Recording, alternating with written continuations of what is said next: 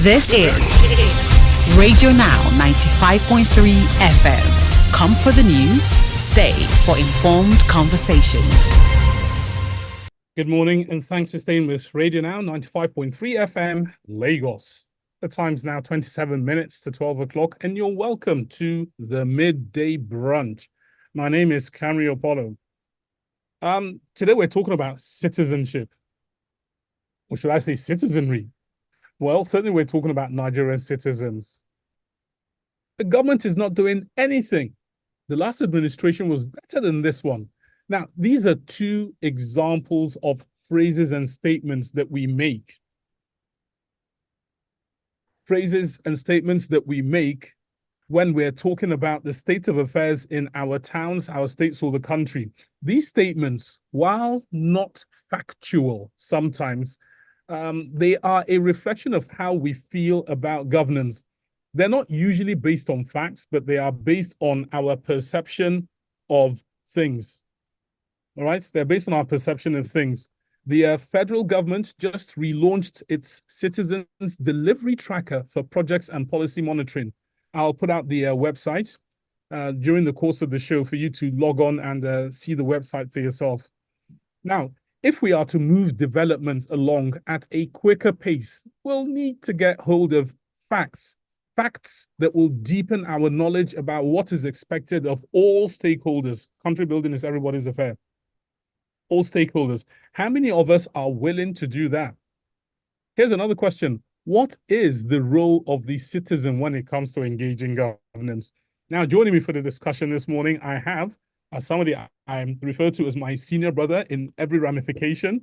I'm joined by Silas Mohammed Abdul Salam. He's the CEO of Face of Peace Pageant and Displaced Women and Children Foundation. Mr. Abdul Salam is an advocate for social justice and community development. Thank you so much for joining us this morning. Welcome to the Midday Brunch, Mr. Abdul Salam. You're most welcome. I hope I'm audible. Very, very, as usual. Thank you very much. My pleasure all the time, Camry. Thank you. Right now, let's get to it. The federal government have launched their website. It is relaunched because it's been up there. It's a website that is intended to help us keep track of the promises they have made, and that we can monitor their goals, their KPIs, and so on and so forth. The address for our listeners, so that you can go there, is app, that's short for app, app.cdcu.gov.ng. That's app.cdcu.gov, that's gov.ng, NG short for Nigeria. And the first place to start from, let's come to our a resource person who has a lot of experience, by the way. This is the reason I invited him for this conversation. He has a lot of experience at organizing, especially at the grassroots and so on and so forth.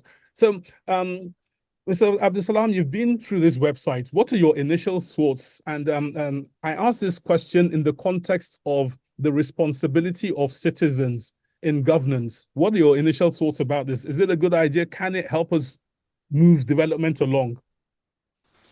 Well, it is a marvelous idea. It is. And for the first time, we're looking at a situation where the government, is providing a platform where people can actually track and monitor. Now, that is on the part of the government. On the part of the citizenry, a lot needs to be done because our patriotism is, we're in deficit where that is concerned.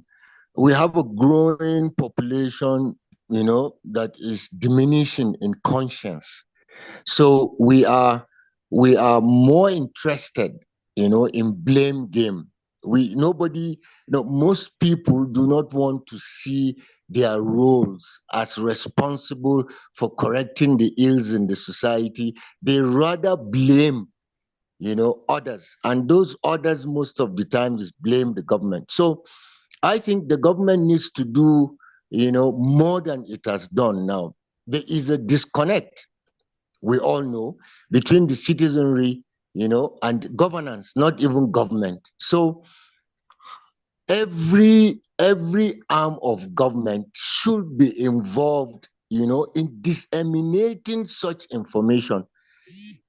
The basic and the first problem, or I see gap I notice with the website is it is elitist.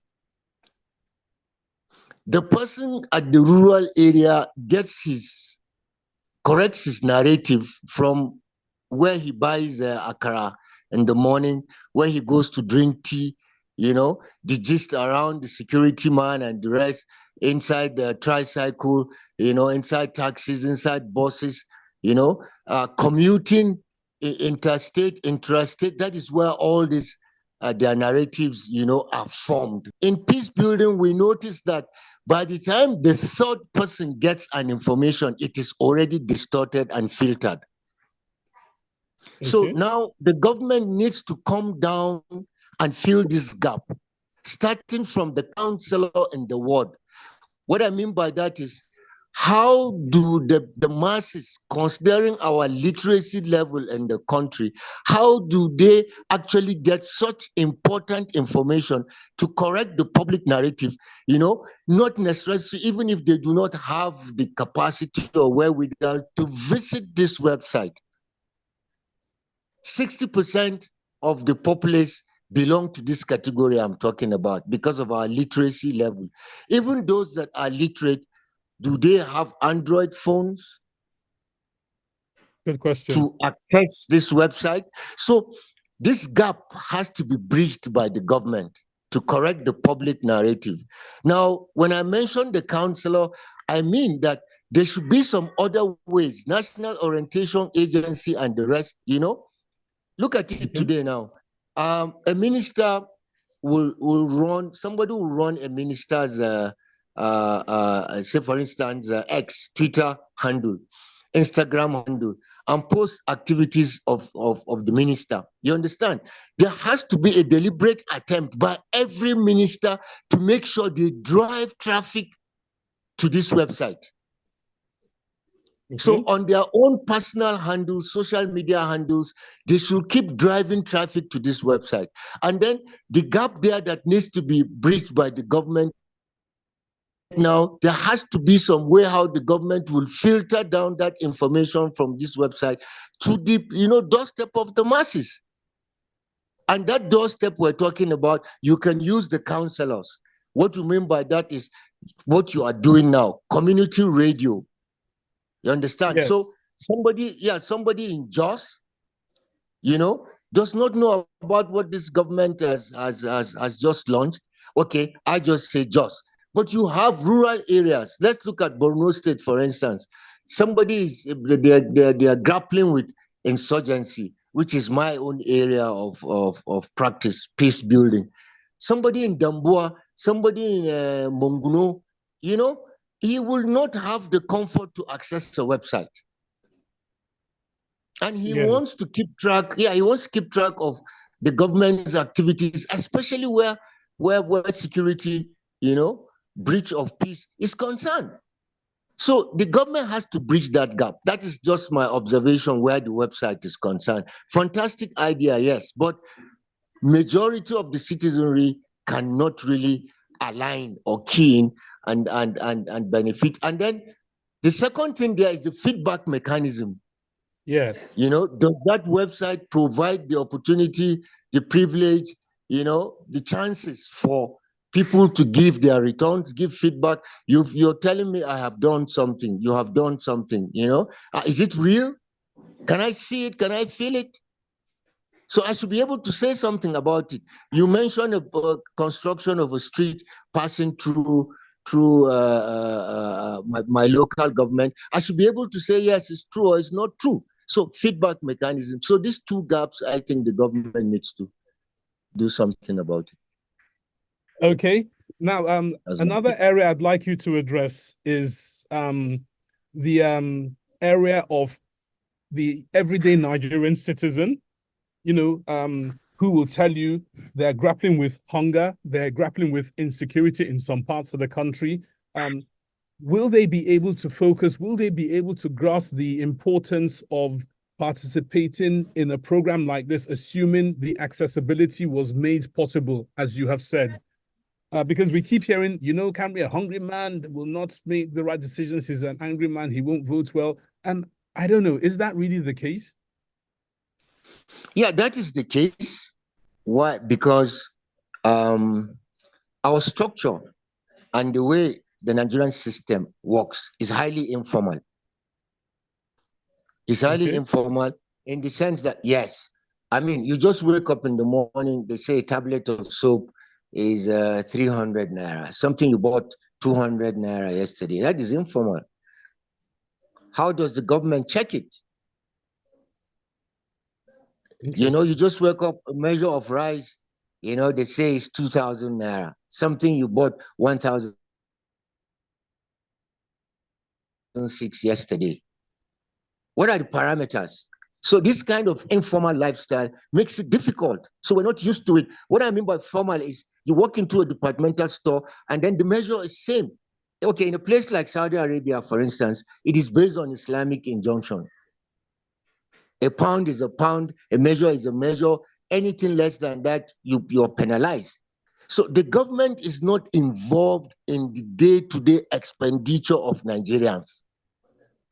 That is why you keep hearing all these things. So the informal sector, they give you the impression that is an open market. I think it started during the time of Babangida, and then that open market, the market forces determines the price. So prices have now been pushed beyond the reach of many everyday Nigerians to the extent where we are abdicating our responsibility as citizens to number one, be able to organize, because I think organizing is very important, to be able to organize, to hold government to account. Instead, we're caught in this game of trying to survive on a daily basis. Is that an accurate capture of it? When you talk about conscience, when you talk about patriotism, if that thing is lacking in the society, the informal lifestyle does not work. Okay. You understand? I give you an example. People give examples with a place like Cotonou, for instance, Benin Republic. A whistle is blown by a security operative and you just park, you freeze. Yes. It is not the authority of the security person.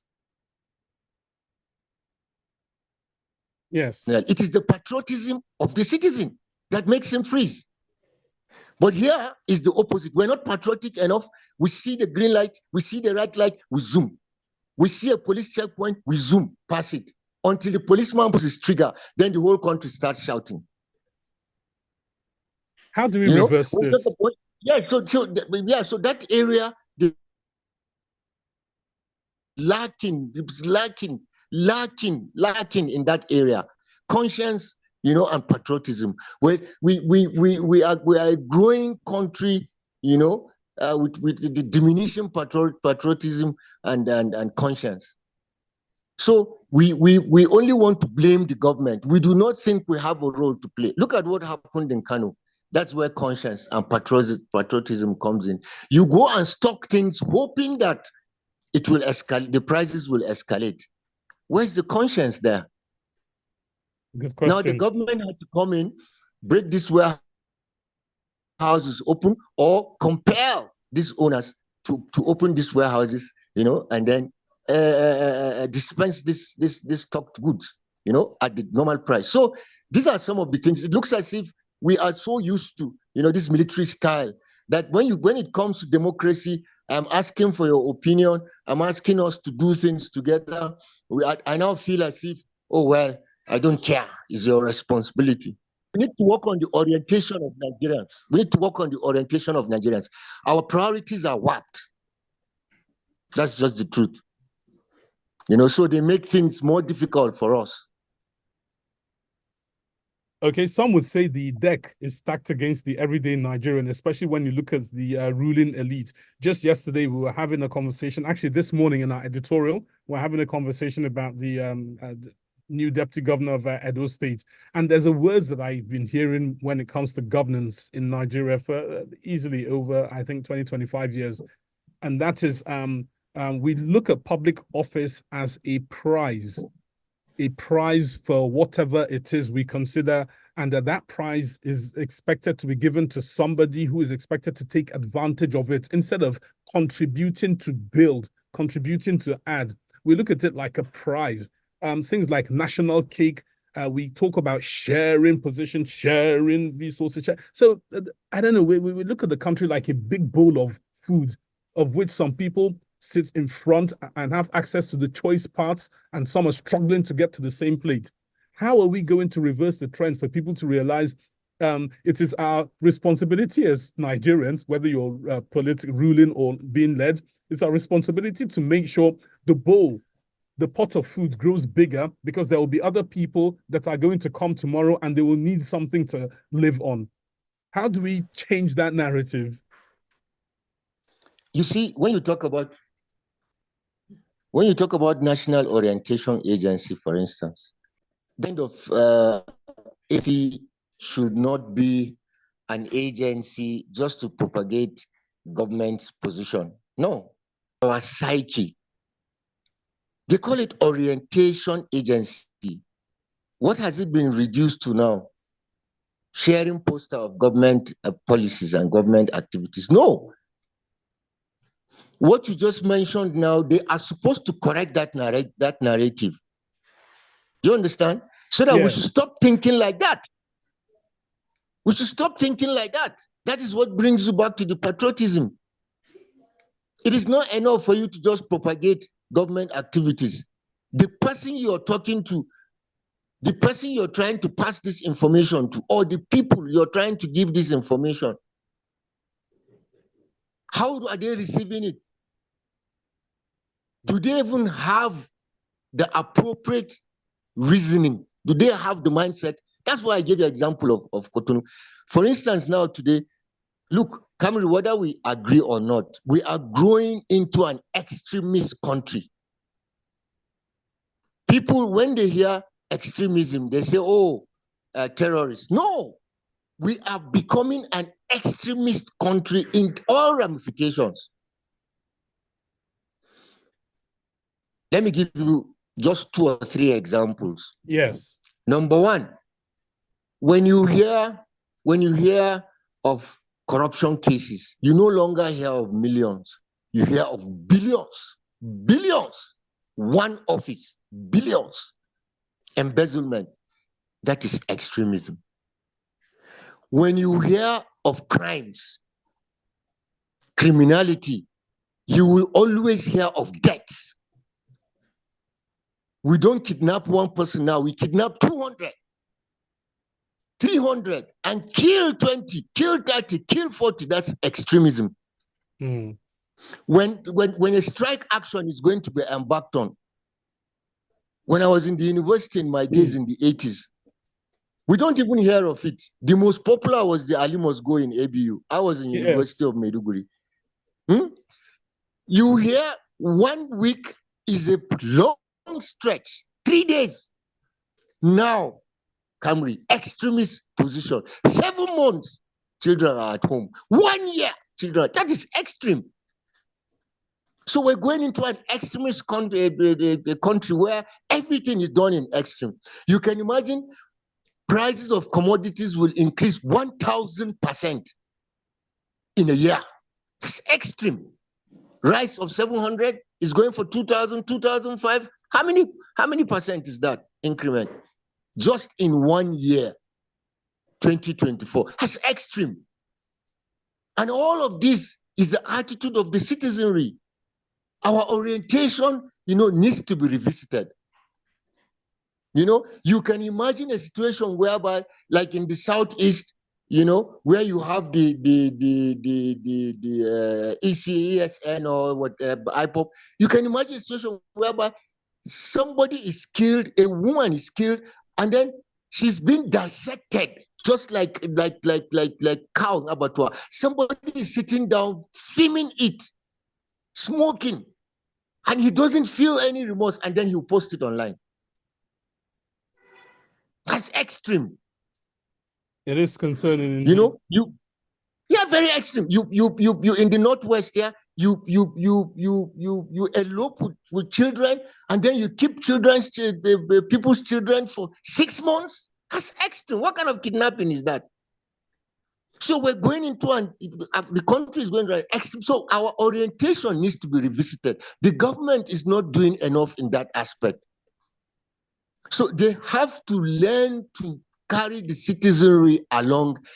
That is the gap I'm telling you about, that elitist website.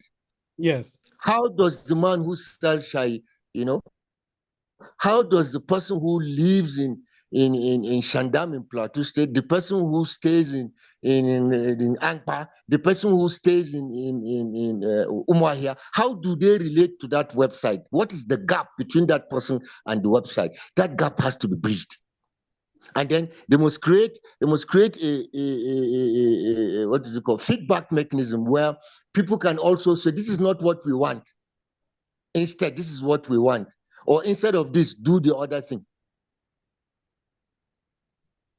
There are certain examples when we work in the villages, and these are peace building activities. When some of the things that happen there will shock you.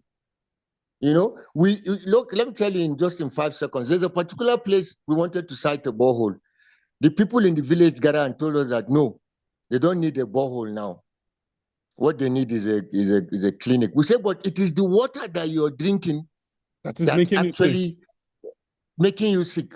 Do you know their excuses? It is when the children go to that stream to go and fetch water that the families they have time, for the husband and wife. Oh yeah, that is their excuse. That is their because just in one room they don't have privacy. That's their excuse. So you see, you can imagine. So these are some of the things we experience in those villages. So they send them far away to go to the stream. Before they come back, they have done what they want to do. Interesting. So this kind of things, that gap has to be bridged. So our orientation needs to be revisited. There has to be a deliberate, I repeat 3 times, attempt at that. Because every blessed day we wake up, the disconnect between the government and the citizens widens. And it is negatively widening because disenchantment is what you hear everywhere. Okay. Well, we have run out of time, but I think you've given us some nuggets to chew on. I feel, I believe quite justifiably, that this conversation hasn't ended. We'll pause for now, but I think we'll need to take it up on at a later date. But I want to say thank you so much to Salisu Mohammed Abdulsalam once again. Beg pardon. He's the CEO of Face of Peace Pageant and Displaced Women and Children Foundation, an advocate for peace, social justice, and community development. Thank you so much, Ayana, for joining us on the program today. My pleasure all the time. The government should look outside. Where they outside their pool of recruitment, and get people who render, patriotic service to the country, not necessarily on employment level, but provide for them concepts that can bridge this kind of gaps that we're talking about. Thank you so much indeed. Thank you so much for that. This is Radio Now 95.3 FM. Come for the news, stay for informed conversations.